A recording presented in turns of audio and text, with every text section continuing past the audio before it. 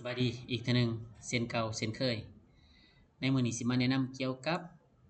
การตรวจสอบสเปคคอมพิวเตอร์มีหลากหลายวิธีเนาะวิธีที่1คลิกขวาใส่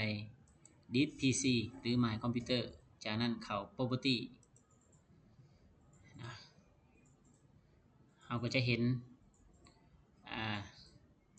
เห็นสเปคต่างๆอันนี้เป็นสเปคของมัน CPU เท่าใด RAM เท่าใดนะประมาณนี้เนาะแต่วิธีที่ดีกว่านี้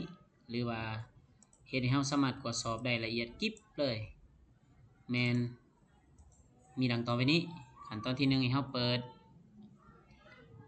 Google Chrome ขึ้นมาหรือเบราว์เซอร์อื่นๆก็ได้สิเป็นก๊กๆเป็น Safari เป็นหยังก็แล้วแต่นะเปิดขึ้นมาจากนั้นพิมพ์ที่ช่องเสิร์ชว่า CPU set มันออกมา enter บาทนึงเพื่อเสิร์ชฉะนั้นเข้าไปที่เว็บไซต์ CPU set software กด1ครั้งเข้าไปที่หน้าเว็บแล้วเมื่อเข้ามาฮอดหน้าเว็บนี้แล้วเนาะ CPU set นี้ให้กดดาวน์โหลดอยู่ที่ setup English 3264กด1ครั้งส่วนโฆษณา pop up นี่กด close เนาะประมาณน้อยหนึ่งจะขึ้นนี่ขึ้นมาอีกเนาะกดใส่ที่ดาวน์โหลดอีกทีหนึ่งจากนั้นข้าพเจ้ามีโปรแกรมช่วยดาวน์โหลดซึ่งว่าได้ดาวน์โหลดไปแล้วครั้งนึงแต่ในที่นี้ข้าพเจ้าสิกดทับเลยดาวน์โหลดอีกครั้งนึงเปิดถือว่ามันไวเนาะอินเทอร์เน็ตไวก็แล้วไวหลังจากที่เฮาดาวน์โหลดเป็นที่เรียบร้อยแล้วเนาะเอาปิดไปก่อนก็ได้แล้วปิดหน้าเว็บนี้ลงไปเข้าไปที่คอมพิวเตอร์ของเฮาเข้าไปที่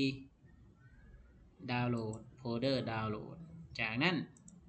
แนมหาโปรแกรมจะเห็น CPU set เนี่ย CPU set 210EN ดูบุคลิก1ครั้งเพื่อทำการเปิดการติดตั้งจากนั้นกด accept กด next กด next อีกครั้งหนึ่งแล้วก็กด next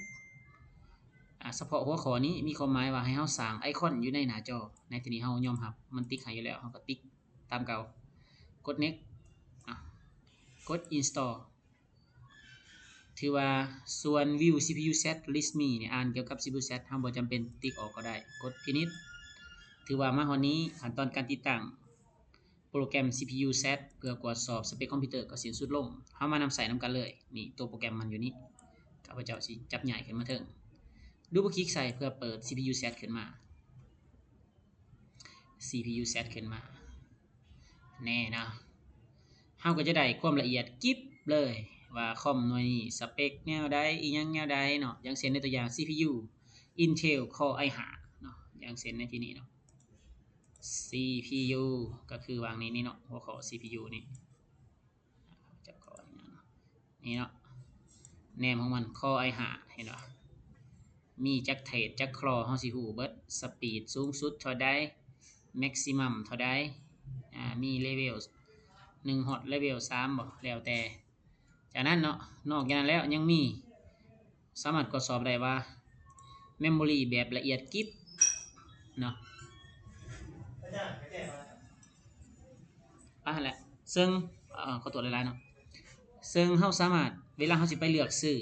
แรมเพราะว่ามีผู้ยังห้องถามมาว่าเฮาอยากฮู้ว่าแรมในคอมพิวเตอร์เฮายี่ห้อหยังซึ่งในคอมเครื่องนี้แม่น DDR4 8 กิกนะ8 กิกเป็น Dual Channel เนาะมี2เสียบนะเฮาสามารถฮู้ได้ในนั้นเนาะตรวจสอบละเอียดถือว่าการแนะแนวก็สิมีประมาณนี้ซึ่งว่าเฮาตรวจสอบได้หลากหลายสิเป็นกราฟิกว่ามีกราฟิกบ่สามารถเบนมาร์กบ่หรือว่า about เกี่ยวกับโปรแกรมนี้เนาะแต่ในที่นี้ที่เป็นประเด็นขึ้นมาก็คือว่าเพิ่นอยากฮู้ว่าเวลาสิอัปเกรดคอมพิวเตอร์เปลี่ยนแรมบ่ฮู้สเปคของมันย้อนว่าเวลาใส่คำสั่งปกติในคอมพิวเตอร์เวลาคลิกขวาใส่ My Computer ใส่ This PC นี่เนาะเข้า Property นี้เนาะเฮาจะสังเกตเห็นความแตกต่างว่าระหว่างโปรแกรม CPU set กับตัวนี้เนาะระหว่างตัวนี้เนาะระหว่างตัวนี้เนาะกับตัวนี้เนาะเห็นว่า ตัวนี้มันจะบอกว่าถอดแต่ว่าแรม8 กิกแต่บ่ฮู้ว่า DDR1 หรือ DDR2 หรือ DDR4 ซึ่งเฮาบ่สามารถสิไปจัดหาจัดซื้อได้ถ้าหากว่าเฮามีโปรแกรม CPU Z นี้เนาะก็เป็นความสะดวกให้เฮาสามารถรู้จักความสามารถของคอมพิวเตอร์เฮาสเปคคอมพิวเตอร์เฮาและสามารถตรวจสอบพร้อมสั่งซื้อได้เนาะเพื่อสิเอามาอัปเกรดเนาะขอบใจเนาะคันซั่นสิมาฮอดนี้วิดีโอการแนะนำและการติดตั้งการตรวจสอบก็สิสิ้นสุดเพียงเท่านี้หวังว่าคงจะเป็นแนวทางและเป็นประโยชน์แก่ท่านบ่หลายก็น้อยขอขอบใจ